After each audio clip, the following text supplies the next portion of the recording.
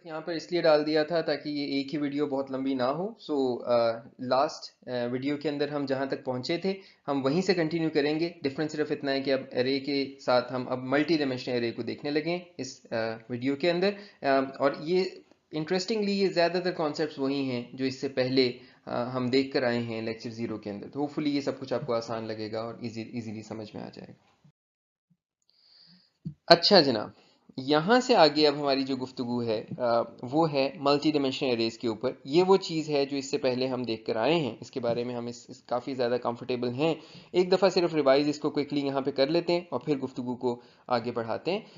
So you can see here हमारी जो declaration of multi dimensional array है, T is the data type, R is the number of rose and C is the number of columns. ठीक है, सो ये आपका ये रोज हैं। बस ये ज़रूरी है कि इससे पहले आपने लेक्चर 0 देखा हुआ हो। एंड ये आपके कॉलम्स हैं। So your columns go all the way to C, 0 से लेकर C-1 तक, and your rows go from 0 to R-1. So R rows and C columns. ठीक है, it's a two-dimensional array of data type T. It has R rows, C columns, and the type T element requires K bytes. So हम assume कर रहे हैं कि ये जो भी type T है ये K bytes की है। Like let's say कि अगर ये integer है तो ये 4 byte की है। ठीक है, so if T is int then K is 4. ठीक है, तो इस एरे का साइज क्या होगा, R इंटू सी इंटू के। यानी फॉर एग्जाम्पल अब इसमें कोई मुश्किल बातें नहीं हैं, ये वही सादी सादी बातें हैं जो हम पहले देख के आए हैं। अगर मैं कहूँ इंट A4 3, बल्कि मैं 4 की जगह कुछ और कर देता हूँ सो दैट कन्फ्यूजन साइज से ना हो, 5 and 3, तो इस एरे का पूरा साइज कितना होगा खुद बताइए मुझे। So this the size of this array would be 5 into 3 into 4 is the size of the integer. ठीक है, तो यही चीज़ हम यहाँ पर कह रहे हैं कि the total size of the array. And जो इसका अरेंजमेंट है हमने देखा था कि वो हम रो मेजर ऑर्डरिंग को देखते हैं, मीनिंग कि सबसे पहले ये पूरी की पूरी रो उठाकर हम रखेंगे मेमोरी के अंदर। जैसे आपने यहाँ रखी, उसके बाद इससे अगली वाली रो उठेगी और वो आपने यहाँ पर रखी, और फिर उससे अगली वाली रो उठेगी और वो लेट से आपने यहाँ पर रखी, एंड देन ये आखिरी वाली एरे रो उठेगी और लेट से ये यहाँ पर आ गई। ठीक है, तो एक के बाद एक इसको रखते हैं एंड और इसका जो टोटल साइज है वो 4 इंटू आर इंटू सी है। अब आपको यहाँ पे पूरी अच्छी तरह से याद होगा, मैंने इस पर काफ़ी वक्त लगाया था लेक्चर 0 के अंदर, आपको समझाया था कि इसमें इंडेक्सिंग कैसे होती है। वही बात अब इससे आगे रिपीट होने लगी है। अच्छा जनाब, अब यहाँ पे हम अपना वही zipdig की एग्जांपल यूज़ करेंगे और उसी एग्जांपल को यूज़ करते हुए एक मल्टी डायमेंशनल एरे बनाएंगे। सो एसेंशली हम जब ये कह रहे हैं define a p count, again एक नंबर डिफाइन कर रहे हैं, zipdig की एरे बना रहे हैं। नाम उस एरे का पिट्सबर्ग है, PGH पिट्सबर्ग, जहाँ पे कार्नेगी मेलन है बेसिकली। और जो उसके अंदर हमने जो इस p काउंट को 4 को यूज़ किया है, सो 4 साइज की आप zipdig की एरे बना रहे हैं और उसको इनिशलाइज भी कर रहे हैं, और उसके अंदर आपने इनिशलाइज कर दिया है इन सब एरेज पे। सो this is like your two dimensional array. ठीक है, तो ये zipdig pgh4 लिखने का मतलब है int pgh4 into 5, 4 यानी 4 रोज और 5 कॉलम्स। कैसे, ये ऑलरेडी zipdig जो था ये 5 साइज की एरे होती है, तो आप कह रहे हैं मुझे 5 साइज की 4 एरेज दे दो।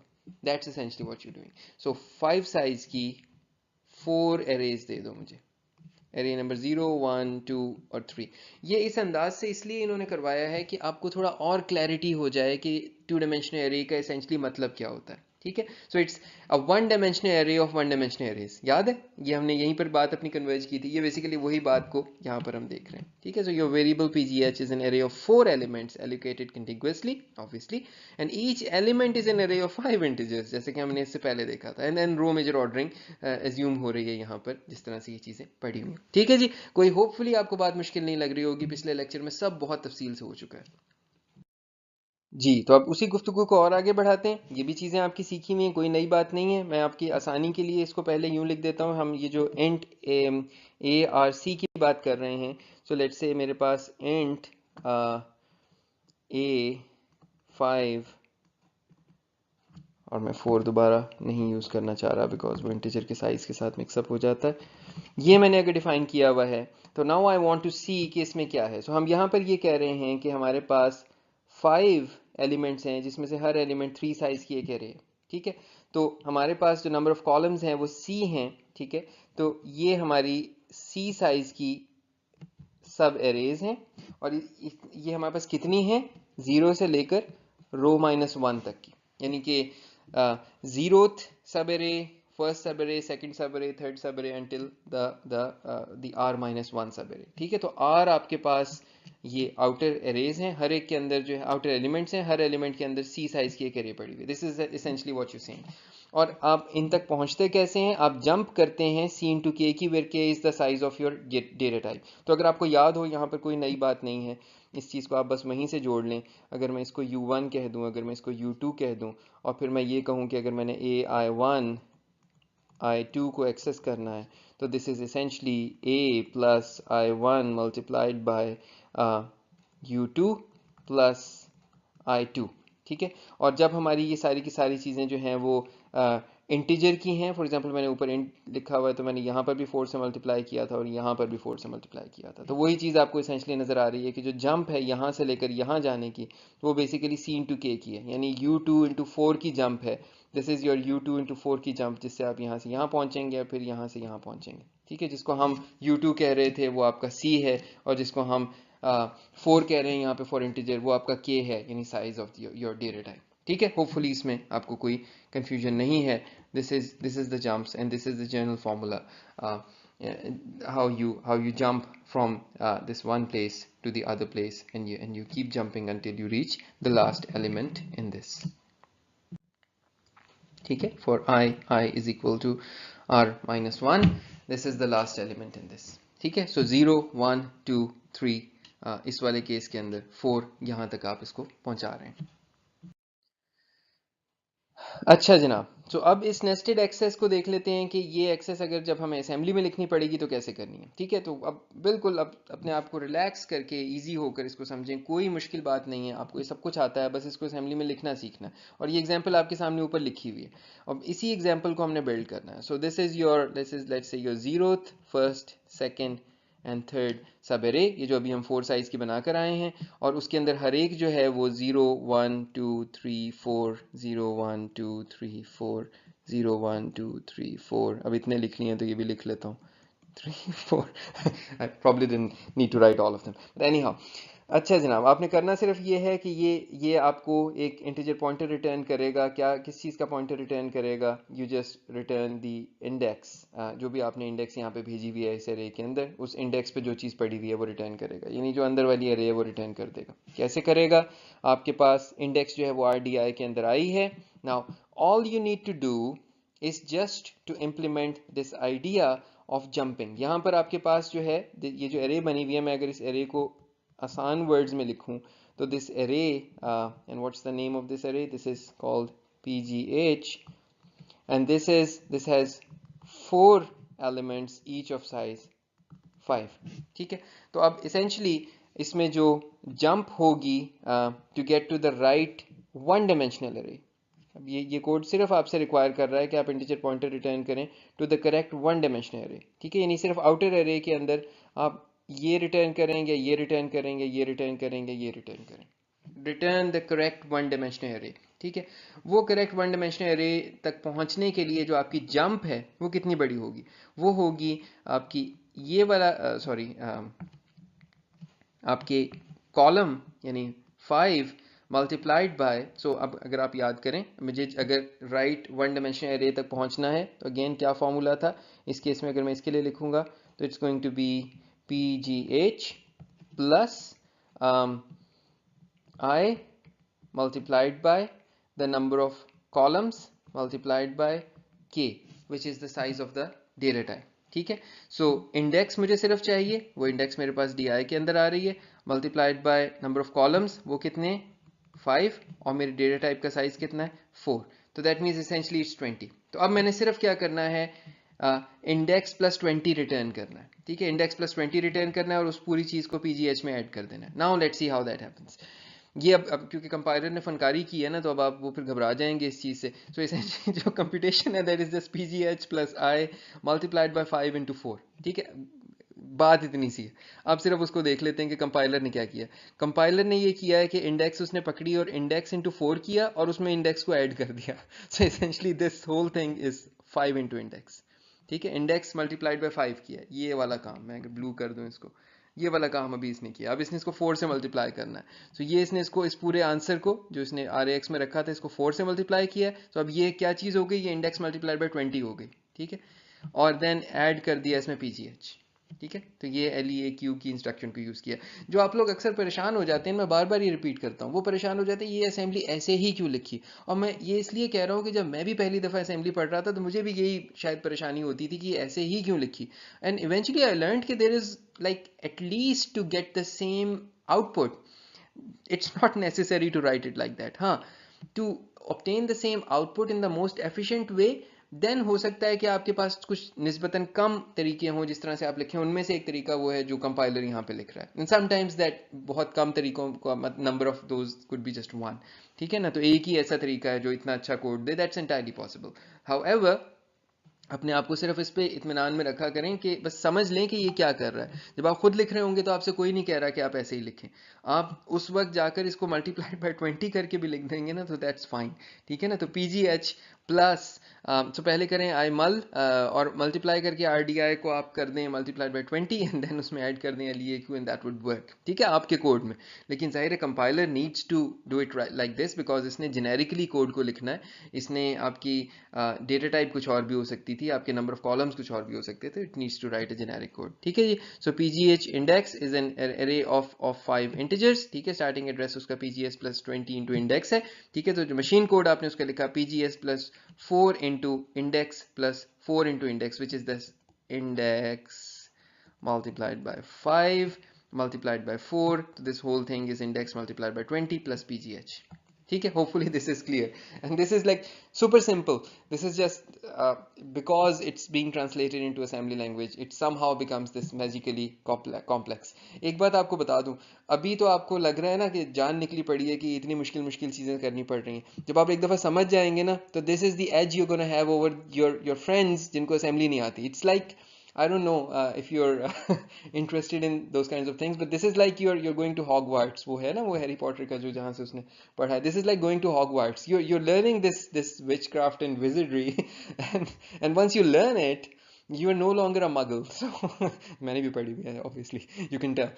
So you're no longer someone who does not know magic. Now you know magic. याद है मैंने शुरू के पहले लेक्चर में आपसे कहा था कि वो कंप्यूटर की जो इंटरनल वर्किंग्स हैं they appear to be magic, कि computers run on magic to people who are non wizards who don't know the inside of it. Those who know the inside of it, ये जो रगड़ा आपको लग रहा है, after that you're a wizard, so now you know these things and then you'll have fun telling it to people जिनको लगेगा कि now you're doing magic. So there is a sudden transformation within these few months that convert you from a normal human being to someone who knows assembly language. That's in fact a strength that you will enjoy for the rest of your lives. ये वाकई I mean this last thing. आपको ये वाकई बहुत से मुश्किल courses में बहुत फ़ायदा देगी जब आप देखेंगे ओ अच्छा now I understand why this happens because the processor in that register requires this in that particular, oh right, and you'll understand, and those who have not studied those things will not have such a deep understanding or insights into it. So this is just like आपको पता होना चाहिए कि हम ये सब कुछ क्यों कर रहे हैं। अच्छा जनाब, अब उस इक्वेशन को मुकम्मल कर दिया। पहले हम पहुंचे थे राइट सब एरे तक, यानी राइट वन डायमेंशनल एरे तक। अब जब उस तक पहुंच गए तब उसके अंदर सही एलिमेंट पे चले जाएं। बात कोई भी नहीं है, बात वही हो रही है जो हम इससे पहले देखते हुए आए हैं, यानी a plus I1 into U2 into जो हमारा साइज ऑफ था मैं उसको k ही लिख देता हूँ, प्लस I2 इंटू k। बात सिर्फ इतनी सी है, और वो सिर्फ बात को वो अगर आप देखें aij is the element of type t which requires k bytes, तो address plus I into number of columns multiplied by size जो हमने यहाँ पर लिखा है, प्लस j into size, ठीक है जी। इसने ij कहा है, हमने I1 I2 कहा है, नाम ही बदला है ना खाली। एंड देन इसमें से हमने कॉमन ले लिया था ना कि याद है ना, ये वहाँ पर भी किया था, तो a plus this whole thing into this k. There is nothing else in this slide. There is just this in this slide. There's nothing else. Now you have reached the right element given your index. ये सब कुछ आपको पहले से आता है। अब इसकी असेंबली देख लेते हैं। पिछले वाले की असेंबली ने हमारे साथ कोई अच्छी की है कि अब इसकी भी देखने की ज़रूरत है, बट देखनी तो है ना, तो अब इसकी असेंबली देख लेते हैं। वो भी ना वो मुश्किल थी फ्रेंकली, और ना ये मुश्किल है। अब बस सिर्फ ये देख रहे हैं कि आपके पास इंडेक्स यानी कि I1 और I2 दोनों अगर आई हुई हों तो किस तरह से हम उस चीज़ को वो करते हैं. So essentially now you this is the place where you doing your PGH plus I1 into your number of columns. मैं अब इसको कॉलम लिख देता हूँ जिसको ये लिखेंगे into K plus I2 into K. ये यहाँ पे essentially काम हो रहा है. अगर आप इसको पूरे में से K को कॉमन ले लें तो this is I1 into I2 into C, जिसको ये I और J कह रहे हैं. So I into J into C. हम we're using names all over the place, so just stick with us. यहाँ पे इसको इंडेक्स और डिग कह रहे हैं तो हम क्या करें, जो ये कह रहे हैं वही हमने यहाँ पर नाम यूज़ करना है. So let's see how that happens. Again ये कंपाइलर की मर्जी है, मेरा इसमें कोई कसूर नहीं है. You could have written it in an easy way. ये आता है ना आपको तो आप फिर अपने वर्ड्स में भी लिख सकते हैं. बट या what this is doing is essentially because PGH के केस में आपको याद होगा कि PGH, दोबारा मैं एक दफ़ा लिख दूं, is 4 into 5, right, and this is an integer अरे. सही. तो अब जब इस काम को आप करेंगे तो what you essentially need to do is you need to यहाँ पर आपके C की जगह क्या है, your number of columns are 5, your data type is 4, your number of ये वाली चीज़ जो है this is 4. So essentially आपने जो करना है PGS plus 20 into index plus 4 into dig. ठीक है. सो सीधा ऊपर से यहाँ नीचे आ जाएं, इसको समझ लें तो कोड समझना आसान हो जाएगा. सो PGS plus 20 into index plus 4 into dig. So this is PGS plus essentially 4 into 5 into index plus dig. ये जो कॉमन लेने के बाद बनता है ना, ये 4 को कॉमन ले लिया दोनों में से, इसमें से और इसमें से कॉमन ले लिया. सो 4 into 5 into index plus dig. अब देख लेते हैं कि इसको असेंबली के कोड में कैसे लिखना है. अब तक आपको सब कुछ आता है, अब बस सिर्फ देखना है कि असेंबली में इसने कैसे ट्रांसलेट किया. इसने क्या किया, इसने ये किया है RDI into 4. So this is like RDI plus RDI multiplied by 4, which is essentially RDI multiplied by 5. और इसने इसको RAX में लिख दिया. So 5 से मल्टीप्लाई कर दिया, ये वाला काम हो गया. And now you add this to RSI. RSI के अंदर आपके पास क्या चीज़ आ रही है, आपके पास ये जो सेकंड वाला एलिमेंट है, ये जो dig आ रहा है, ये RSI के अंदर आ रहा है. So this is 5 into index plus dig. आपने essentially, let me use a highlighter here, आपने essentially ये चीज़ कैलकुलेट कर ली. ठीक है जी, समझ में आ गया. एंड नाउ ये कैलकुलेट करने के बाद क्या रह गया, इसको 4 से मल्टीप्लाई करना है और 4 से मल्टीप्लाई करके आपने इसको इसमें ऐड करना है. ठीक है. So let's do that. Add करने के लिए PGH यहाँ लिखा, RSI जिसके अंदर ये सब कुछ ये येलो वाला पड़ा हुआ था, इसको 4 से मल्टीप्लाई किया और इसका आंसर जो था वो निकाल कर आपने EAX में रख दिया जिसमें इसको रिटर्न करना है. So you reach the memory and you reach it for PGH plus 4 into because this is move, this is not LEAQ. ठीक है ना, तो ये मूव कर रहे हैं आप, तो आपने essentially यहाँ से ये वैल्यूज उठाई और उठाकर EX में रखा और रिटर्न कर दिया, which is essentially what you were doing here. ठीक है जनाब, बेशक 1 मिनट लगा लें, पॉज कर लें इसके ऊपर और अपने आप को कन्विंस कर लें. Finally we are now about to study the multi-level arrays. जो हमने दूसरी टाइप की arrays देखी थी, ये भी हम लेक्चर 0 में देखकर आए थे. यहाँ पे essentially आप काम ये कर रहे हैं कि rather than saying कि मेरे पास एक 2 dimensional array है, मैं ये कह रहा हूँ मेरे पास एक 1 dimensional array of pointers है और फिर हर pointer जो है वो point कर रहा है to a 1 dimensional array of this size. ठीक है. तो अब आप यहाँ पर आपने ये 3 arrays बना दी. ये हमने by the way उस तरीके से इसको किया है. मैं अगर आपको याद दिलाऊँ ना, ये वो काम था जो मैंने आपको यूं सिखाया था, int pointer a let's say 10. तो ये बेसिकली आपके पास यहाँ पर 10 साइज की 0 से लेकर 9 साइज की एक एरे थी. हर एक जो चीज़ थी वो इसके अंदर एक इंटीजर पॉइंटर था 8 साइज का, और ये इंटीजर पॉइंटर एक पूरी एरे की तरफ भी पॉइंट कर सकता था. तो ये 2 डायमेंशनल एरे बनाने का एक तरीका था. ये बेसिकली जो एरे है इसको मल्टी लेवल एरे कहते हैं. जहाँ पर मैंने आपसे ये कहा था कि ये सारी की सारी जो सेकेंड लेवल की एरेज है ना, इनका ना तो एक साइज़ का होना ज़रूरी है और ना ही इनका एक जगह पर पड़ा होना ज़रूरी है. यानी ये वाली कहीं और पड़ी होगी जिस तरफ ये पॉइंट कर रहा है, जिस तरफ ये पॉइंट कर रहा है कहीं और पड़ी हो सकती है, जिस तरफ ये पॉइंट कर रहा है कहीं और पड़ी हो सकती है. ठीक है. That's the only difference.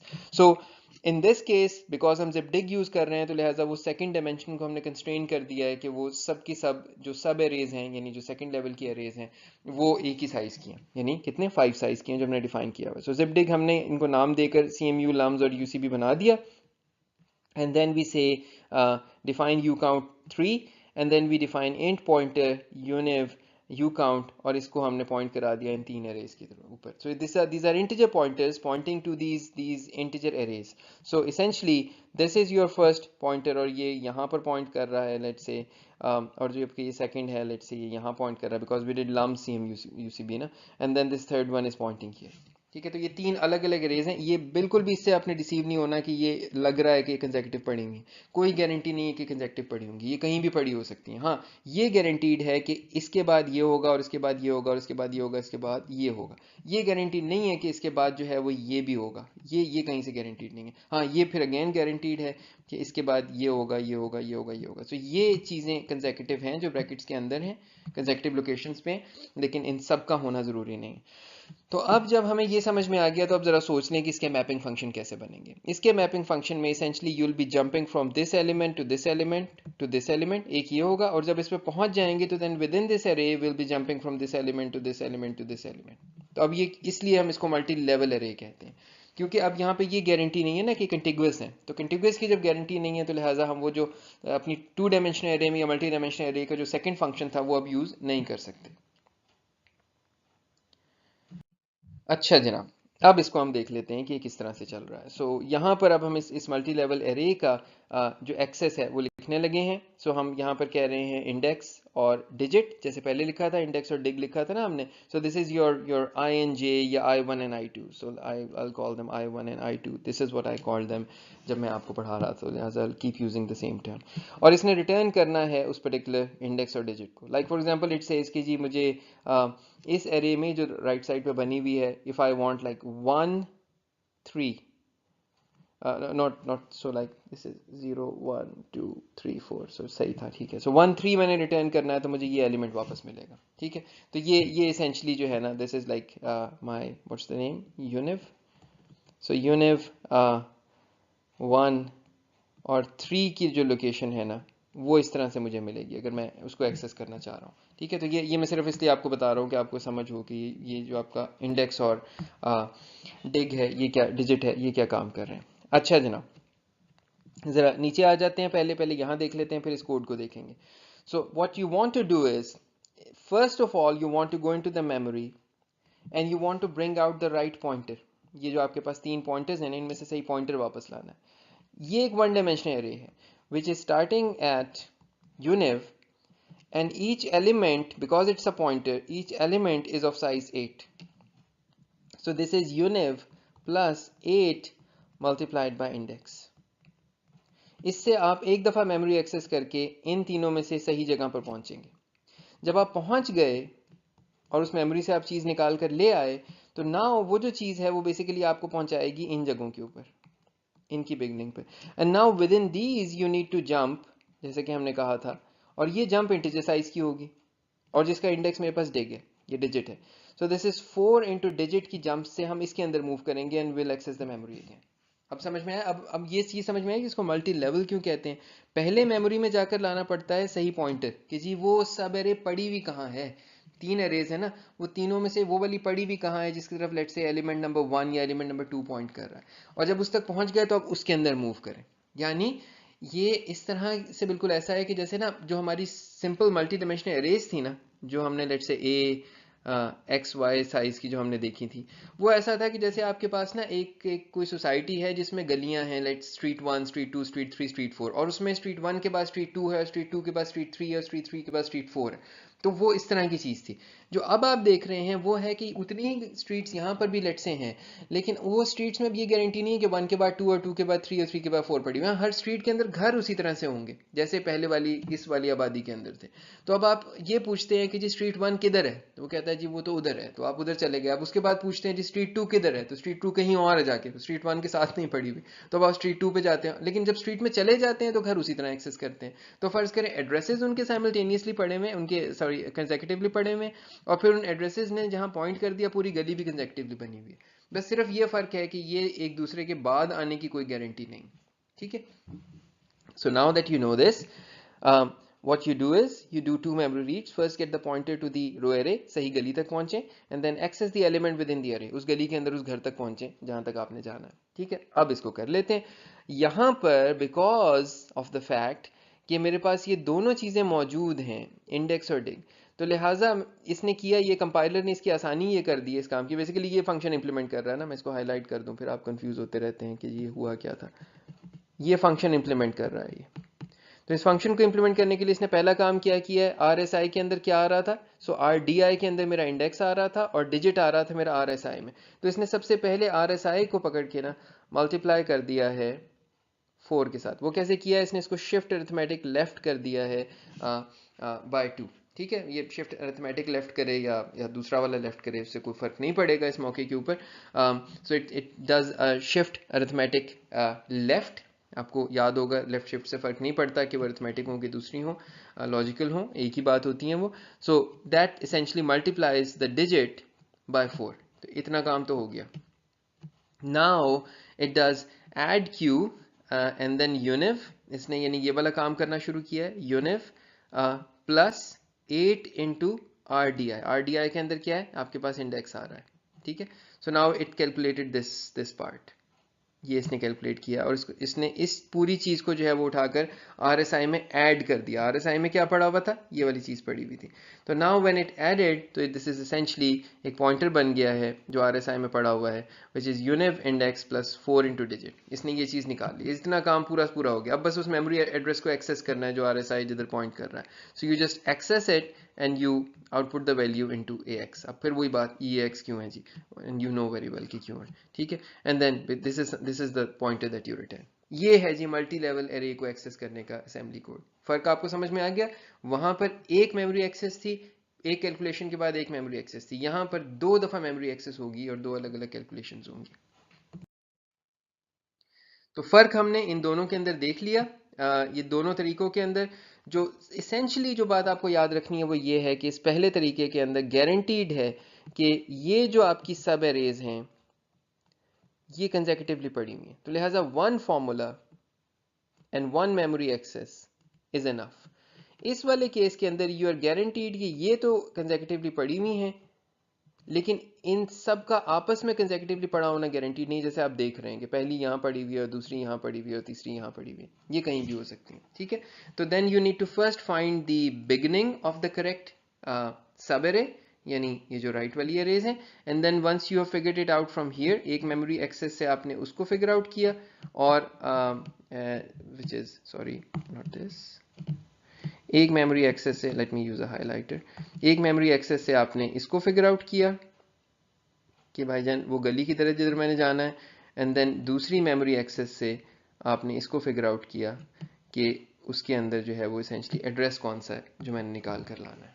ठीक है, तो यानी वो एलिमेंट तक आप जो पहुंचे हैं वो इस सेकंड एक्सेस में पहुंचे। That is how you access your multi level array. So now you know two things, you know your nested arrays, red looks cool, and this and multi-level arrays. ठीक है जनाब, everything's clear, everyone with me?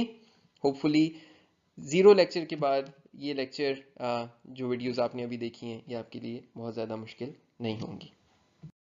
सिर्फ अपने concepts को मजबूत करने के लिए हम एक दो एग्जांपल्स और देख लेते हैं। जो हमारी 2 डायमेंशनल एरे है, let's look at this 16 by 16 matrix access. This is like a 2 dimensional array where you have 16 rows and 16 columns, and this is also integer based. So हमारा जो k का साइज है वो 4 है। ठीक है, और हमें मालूम है कि जो हमारा फंक्शन हमने इसमें एक्सेस करना होता है वो ये वाला है। ठीक है, कोई नए सरप्राइजेस नहीं है, वही सेम बातें हैं। अच्छा, यहाँ पर सिर्फ हम ये कह रहे हैं कि जब हमें ये मालूम होता है कि हमारी दोनों डायमेंशंस क्या हैं at the time of compilation, जब हमें डायमेंशंस मालूम होती हैं तो the compiler is able to create this very efficient code with you where it tries to use this shift arithmetic left instruction जो आपने अभी देखी है। ठीक है, तो इस केस में इसे ऑलरेडी मालूम है कि दिस इज 16 इंटू 16 मैट्रिक्स, यानी नंबर ऑफ कॉलम्स हमारे 16 है। इसको रोज नहीं चाहिए थी, इसको कॉलम्स चाहिए। अगर नंबर ऑफ कॉलम्स का इसको साइज मालूम है और इसको डेटा टाइप का साइज मालूम है, ये दोनों चीजें इसको मालूम है, तो it can do this very efficiently. So in this case 16 into 4 is 64, तो it just does this shift arithmetic left 6 times on the SI के अंदर आपके पास क्या चीज है, SI के अंदर आपके पास अब यहाँ पहले देख लें इस फंक्शन को पास क्या हुआ है। सो DI के अंदर उसका फर्स्ट पॉइंटर है, SI के अंदर आपका I है और जो है वो DX के अंदर आपके पास J है। ठीक है, तो एरे का फर्स्ट एलिमेंट ith इंडेक्स और jth इंडेक्स यानी the row and the column number दोनों चीज़ें पास हुई हुई, ठीक है। तो then you first take the row number and you multiply it by 64, that is आप ये वाला काम आपने कर लिया। Let me use a highlighter again. आपने ये वाला काम कैलकुलेट कर लिया and then as a next step you do this a plus thing to it. So you do RSI और RDI को आपने आपस में ऐड किया। DI में आपको याद होगा कि फर्स्ट एड्रेस आया, तो now you have this whole thing figured out and then all you need to do is you need to just access this address, और आपने ये j को भी बीच में ऐड करना है k से मल्टीप्लाई करने के बाद, and this is essentially what you do here. So आपके पास dx को आपने 4 से मल्टीप्लाई किया और 4 से मल्टीप्लाई करने के बाद ये DI में जो बाकी कैलकुलेशन करके लाए थे वो उसमें ऐड की और फिर उस मेमोरी एड्रेस से चीज़ उठाकर EAX के अंदर रखते हैं। सो this is just an example for your practice कि उस केस में जब कंपाइलर को मालूम है नंबर ऑफ कॉलम्स, और अगर आप इसका C का कोड देखें कि हमें 2 डायमेंशनल अरेज को पास कैसे करता हो, तो आप उसमें देखेंगे कि एक इंटरेस्टिंग चीज़ ये है कि इन द पासिंग अगर इसको हमने मल्टी लेवल अंदाज से नहीं लिखा तो मुझे फिर नंबर ऑफ कॉलम्स पास करना पड़ता है। ये अपने तौर पर सर्च कीजिएगा, how do you pass a 2 dimensional अरे इन C टू अ फंक्शन, ठीक है। तो उसमें आपको मिल जाएगा कि आपको नंबर ऑफ कॉलम्स पास करने पड़ते हैं, दैट्स एटलीस्ट जो इसका ओरिजिनल तरीका है पासिंग करने का।